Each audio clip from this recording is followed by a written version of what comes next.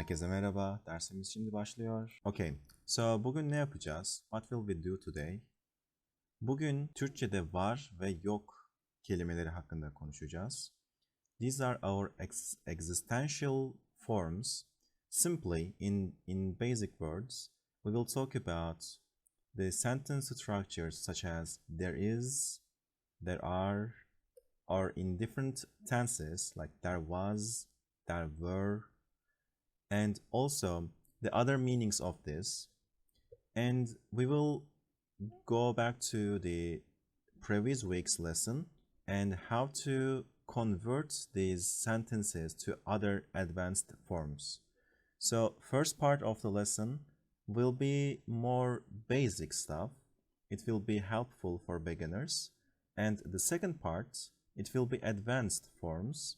So if you already know this structure, the basics, you can still stay here until the second half to convert a basic sentence into an advanced sentence, you know, like a reported speech, like a subordination, also known as the relative clauses. We will go into details in a bit. So, let's start. Başlayalım. So, as you can see with the colored part, we will have there's a like whatever an object you are talking about, there is a something here. We will learn how to say this form in Turkish, or we will use the same suffixes, same var and yok to talk about what you have. I have something. This can be weird because they are actually not related, like saying there is and I have.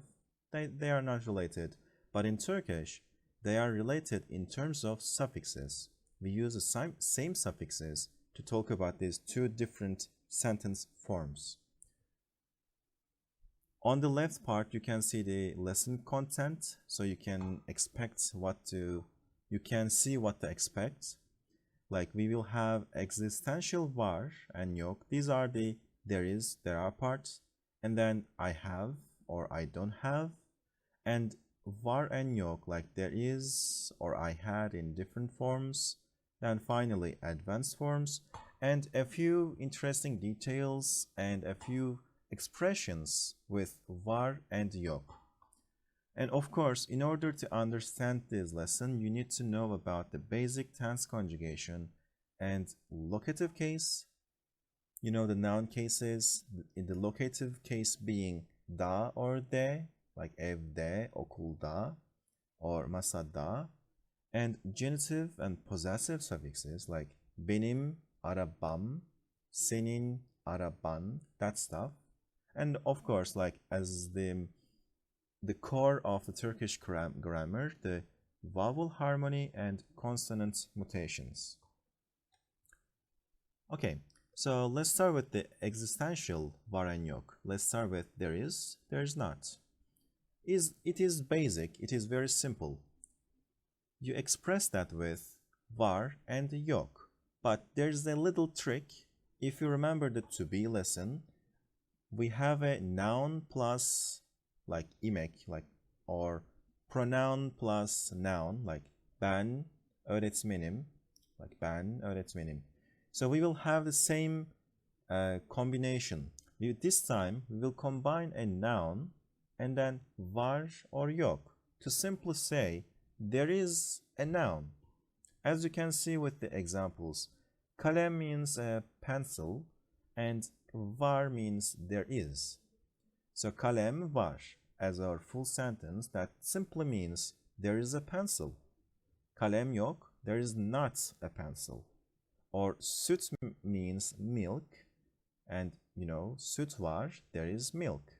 And süt yok, there is not milk. And of course, even these examples are incomplete, as in, like, there's milk where? Where is the milk? That's how we indicate the location of the milk. So we use the locative adverbial. They are like the full form is called the adverbial. So masa kalem var. And of course, that's not how we put them together. In the sentence parts, we have to add one suffix. Let me fix this. Yes, masada kalem var. Exactly, you are correct. So this da shows me the pencil is on the table. The da suffix is the location of the pencil. It may be a bit weird because we are not putting the da on kalem, we are putting the da on the location of the kalem. The location of the kalem is the table. Masada kalem var. And let's do the second one. Çanta, you can see it as a bag or as a backpack. So çanta, I am putting the da suffix again. Çantada kalem yok. There's not a pencil in the backpack. The da here is our in.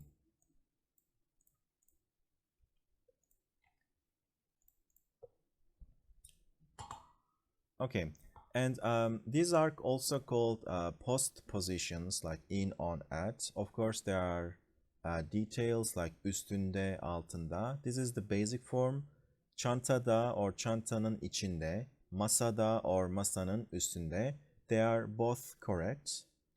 For as a simple sentence, instead of saying masanın üstünde, we can say masada, but that could mean it's like inside the table. Like if the table has a, like, what do you call in English, like the pocket, the dwarf, not the dwarf, drawer. Like there's a like a pocket in the table.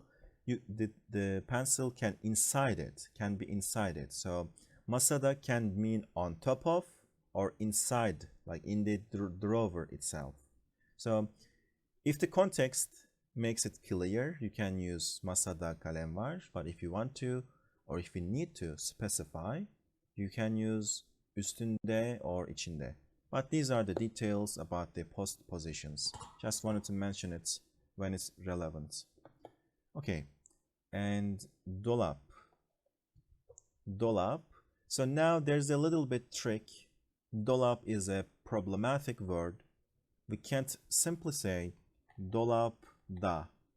I have to adjust the suffix. I have to adjust the da. Dolapta. I have to change the da to ta. It is called the consonant hardening, the consonant mutation.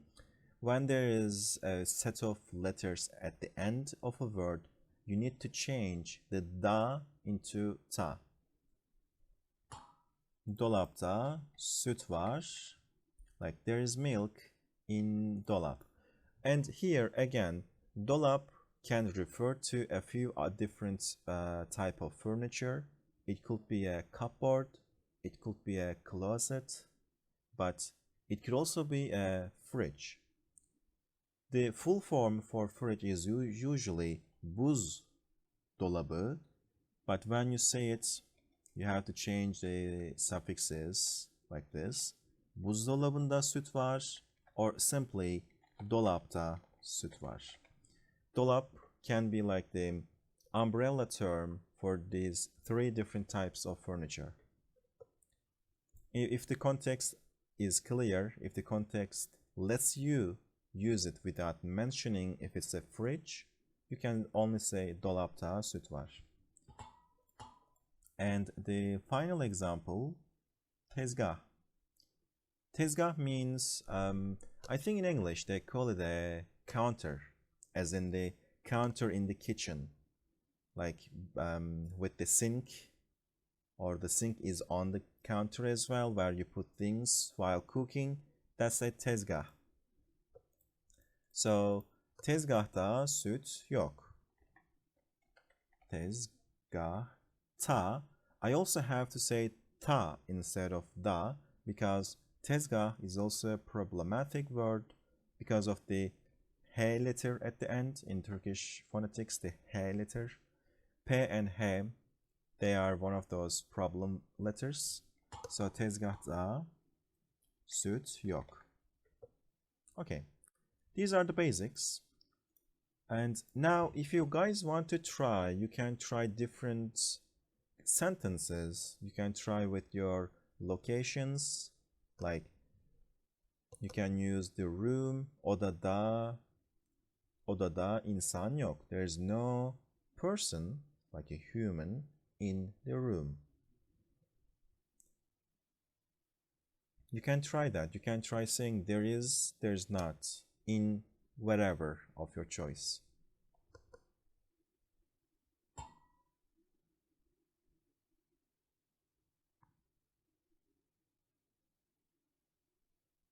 Yeah, that's tezgah. That's the tezgah.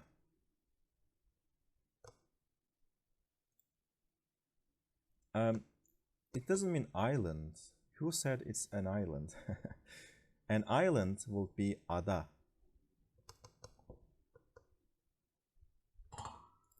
Ada and tezgah. Oh, you also call that an island in English? Okay, when I read island, I only, thought about the actual literal island. Lucas, yeah, adada. That sounds like dada, but yeah, adada. Okay, in Turkish, whether it's an island or a counter, they are both tezgah. We don't make a distinction between them. It doesn't matter. Turkish keep things simple in this context. That's a correct sentence, Ohana. Derste öğrenciler var. There are students in the lesson. That's correct. Sunucuda troll. Okay, that sentence is correct, but I will say troller because the pronunciation of troll is the other L, troll. Lar will be if I pronounce it like trollar, troller. I guess you can hear the difference. Trollar, troller. Troll, yeah. Okay. Başka örneği olan var mı? Is there anyone else who has an example? Also, as you noticed, I subconsciously used var mı because I literally asked, is there anyone who has a question? Sorusu olan var mı? Like, it's so integrated into our life, we can't even speak without saying var and yok. It's like one of the, I don't know, like backbones or like one of the important parts of the grammar.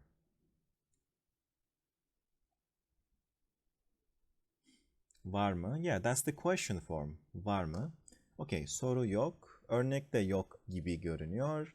So we can move to talking about possessives because var yok doesn't only mean there is, there are. It also means like I have, I don't have. Before moving, quick correction. Yatakta yastık var. Just a typo, not a Z but S. Okay, now I will move to the other meaning of var and yok. It could also be used to express things you have. In this case, like unlike the existential part, it's not only using nouns with var.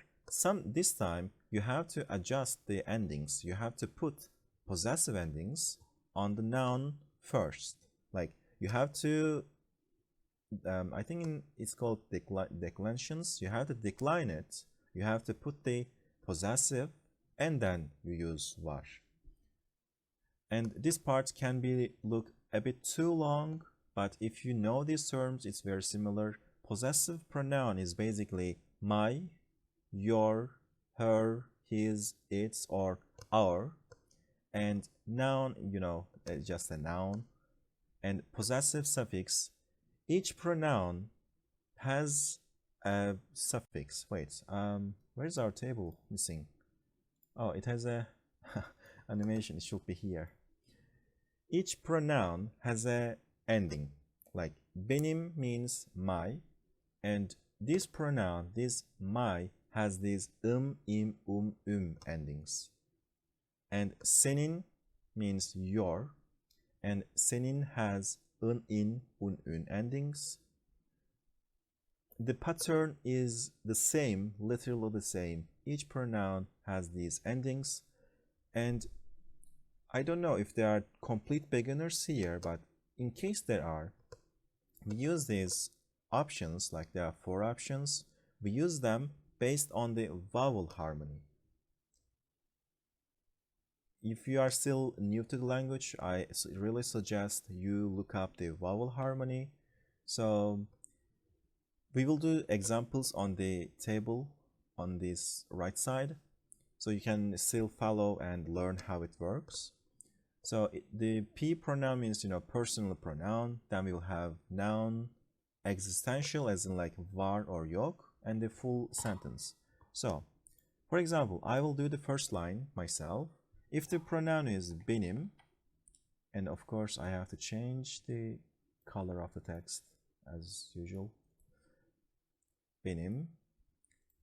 So noun, like what do I have? What is it that I owe? Let's talk about a kitty, like a cat. And I want to say var, because I have a cat. But as this left side indicates, I cannot say benim kedi var. Actually, I can say it. I will mention this in the Lives of Turkish parts. And this is mostly about the possessives, but in daily life you can drop the possessive suffixes. You can say it benim kedi var, but technically speaking, in standard Turkish, benim kedim var is how I should say it. Benim kedim var. So that literally means, not literally, but casually means I have a cat. Benim kedim var. And you are already reading the notes. We are using these possessive suffixes and then var at the end, which means var is like exist, like this exists. So when I say benim kedim var, I am literally saying my cat exists. My whatever you have exists. So this is maybe difficult or weird when you think from English, but we are using the same suffixes. We are building the sentence in the same way. Benim kedim var. My cat exists. Okay? And if I say senin, I want to say araba.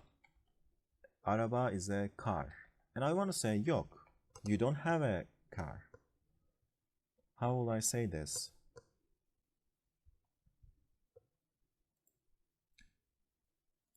That's correct. Senin araban yok. So what did I do here? I did put the possessive suffix on araba, because senin has to have a in, un ending, like senin araban yok.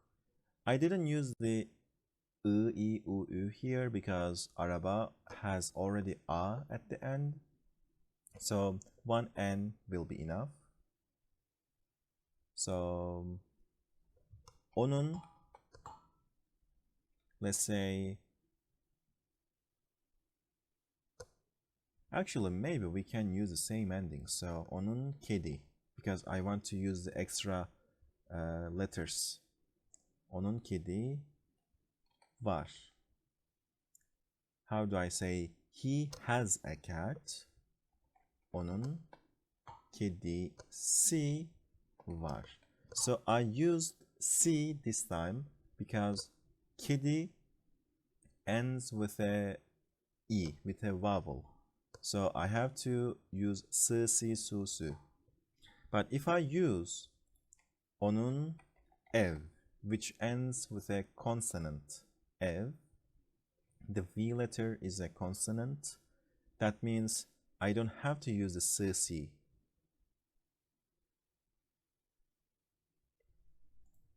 Yes, let's go with yok. Onun evi yok. Okay, onun evi yok. I only used E. Onun evi yok. I will add a line to the table below, and because I want to recycle our pronouns with the same with several nouns to show you how the letters are added, like var. So how do I say this now?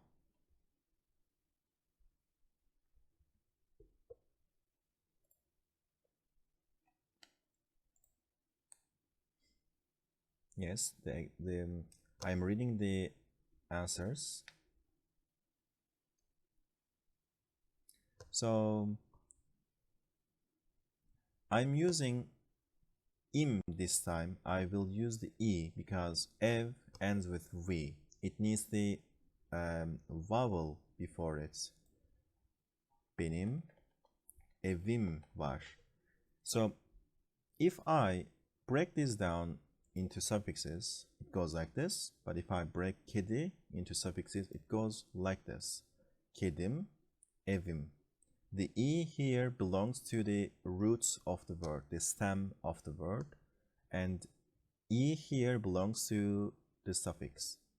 So the rule I am trying to point out here is the vowels here, I, U, U, and the S here is only used when there is a vowel at the end of the noun. Just the basic rules.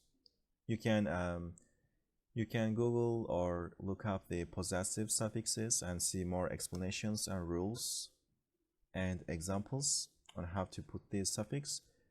And our main topic here is using this var and yok with the possessives.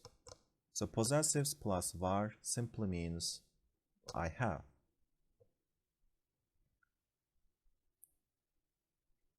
I didn't plan that, but in the Lines of Turkish part, we can talk about it if we have enough time left.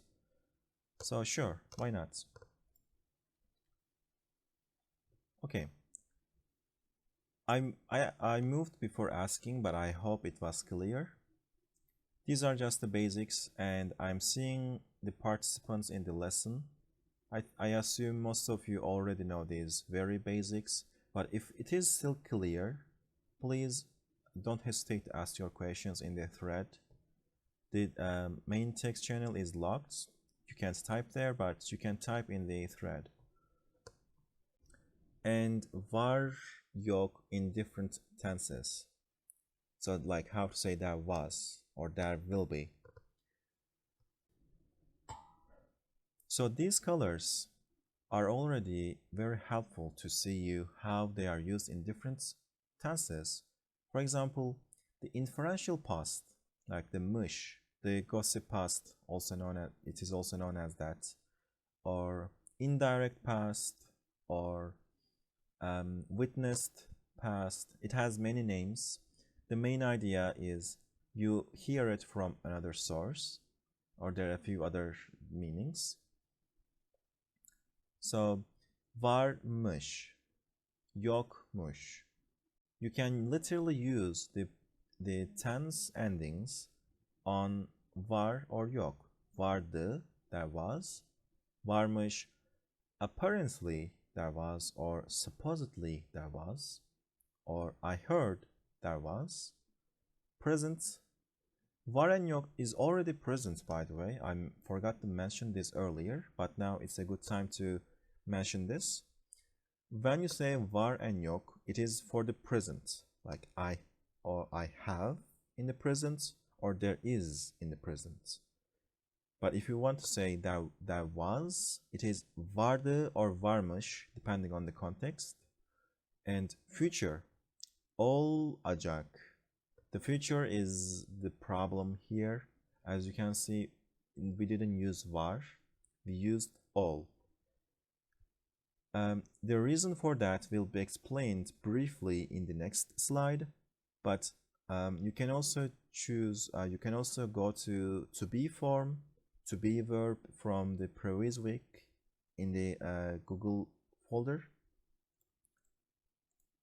So yeah, you can say that.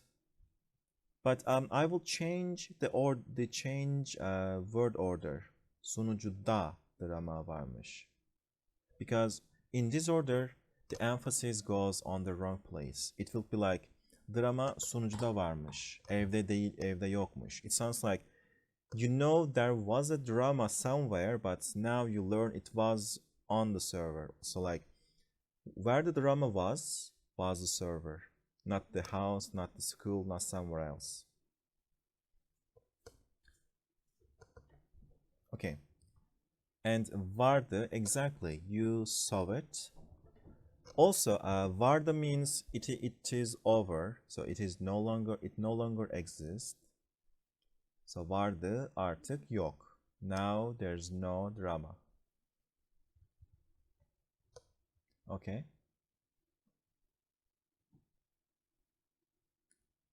Okay. Okay, Lucas. I assume you are trying to ask what is olmak in English.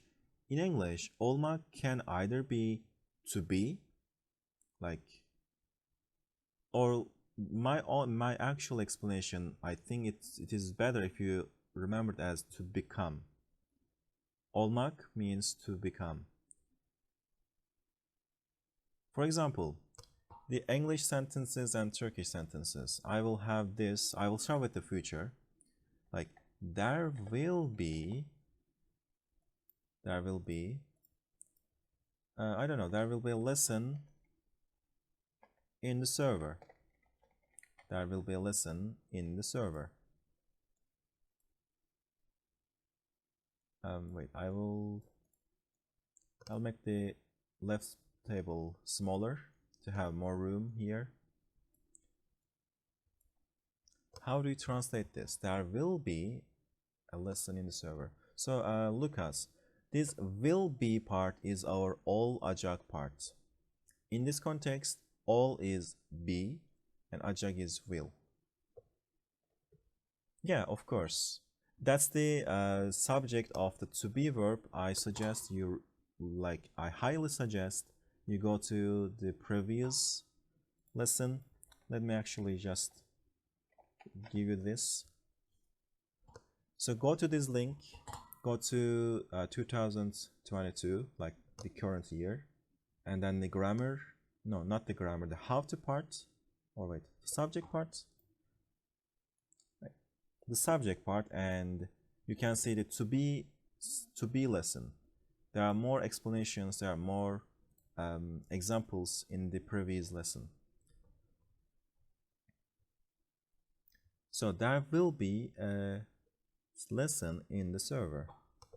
Yeah, thank you, Nemo. Thank you. I couldn't open it in a browser right now, but that will be helpful. Okay, so I think you already answered. Yeah, so let's recap and do this step by step. First, it will be in the server. So server means sunucu. And the word order is also different. So you start with the location in Turkish. So you say this first. Sunucu. Sunucu means server. And like it will be in the server. So I need the locative case. Sunucu da. Sunucu da. Sunucu da. So what will be happen after the location? We will have the, like, whatever we are talking about. So we are talking about a lesson. A lesson is ders, like bir ders, a lesson. And now there will be olacak. Sonucuda bir ders olacak. Okay. And now let's say that in the present, there is a lesson in the server. I'm starting with the basics. There is a lesson in the server.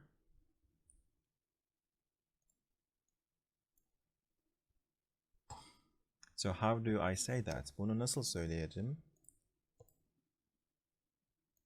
Yes, yes, correct. Correct.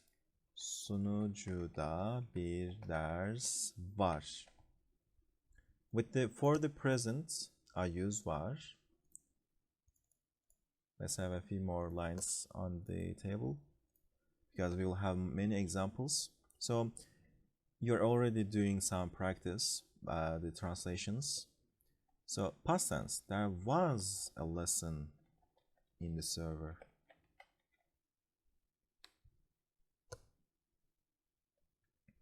There was a lesson. You can use direct past or inferential past. It is up to you.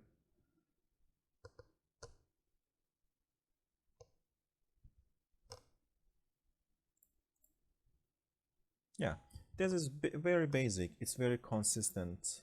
You are basically following the same pattern.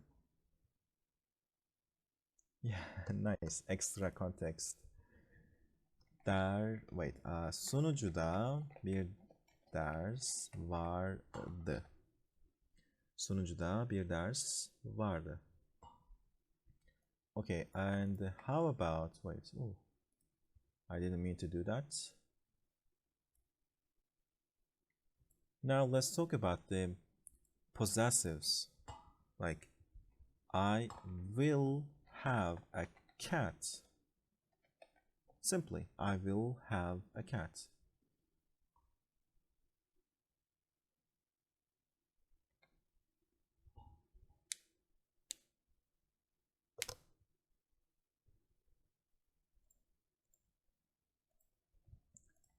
So yes, a cat, basically bir kedi.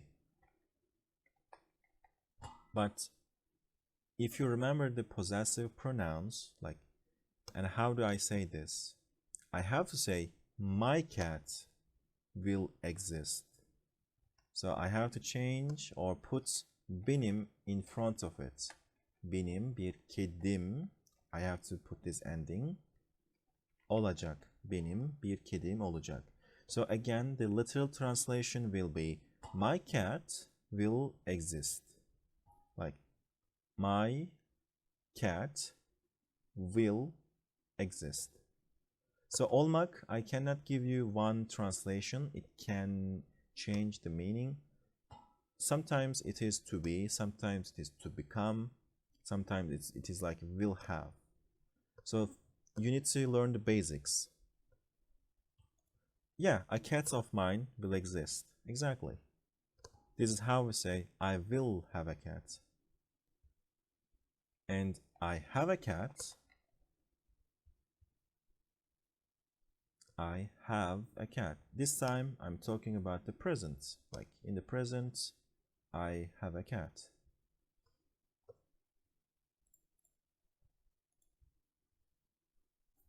Yeah, we already did this, so I will quickly skip this one. Kedim var. Benim kedim var. Maybe it is also worth mentioning. These pronouns are not always necessary. You can literally just drop them. You can ignore them because this ending here, the M ending here, it shows me benim. So you don't really need to mention them. But there are also some cases where you need to mention them.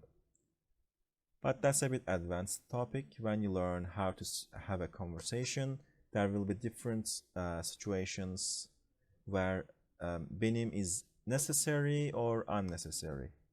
That's for later. Okay, and I had a cat. I had a cat. So in the past, I had a cat.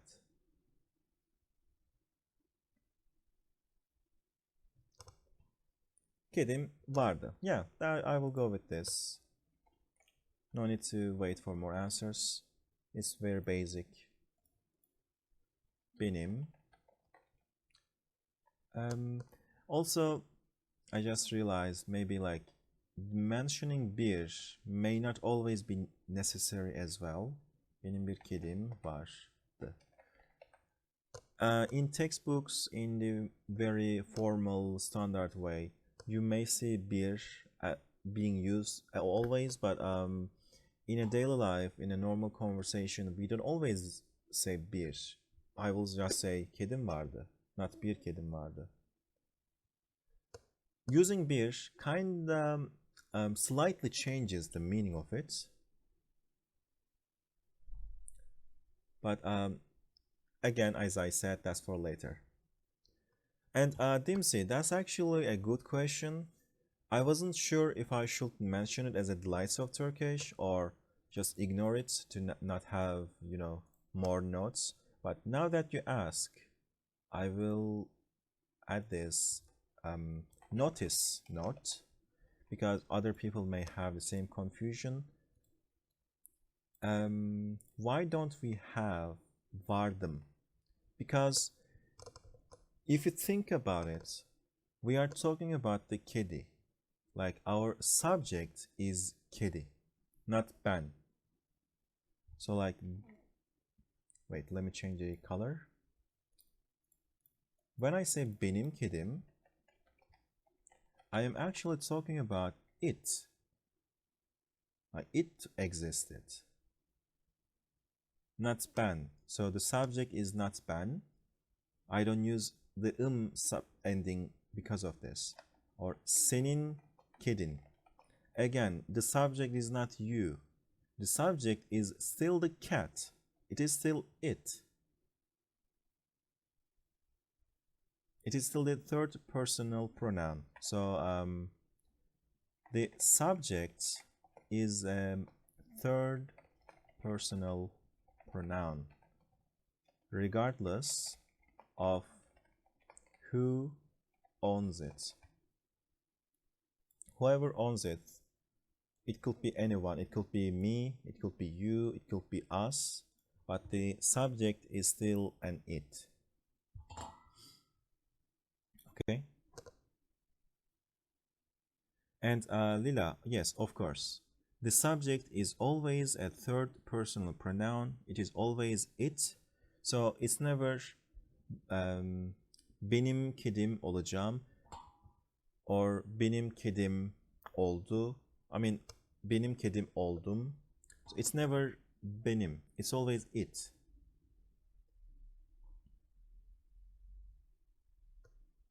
Okay, and so yes, I think these examples are good enough for now. I want to move to advanced forms. We are finally in the second half. It will be helpful for at least intermediate speakers or maybe elementary, but beginners can still follow this. It's more like giving a heads up on what to expect when you get more advanced with the language. So what I want to talk about is also referring to why we use olmak, like compared to vardı. Sorusu olan yoksa, the sa suffix with imek, yoksa dersi bitirebiliriz. No, I meant practice as in using it as an example. Like var mı? Sorusu olan var mı? Sorusu olan yok mu? Ben de teşekkür ederim. As usual, tomorrow there will be homework on this. You can do more practice exercises with the basics like benim kalem var, masada kalem var, benim kalemim var, and more exercises with converting var and yok to advanced forms with olmak. And that's all. No, Lila, no, never mind. The lesson is over. We are going to leave just in a bit. Yes, so geldiğiniz için teşekkürler.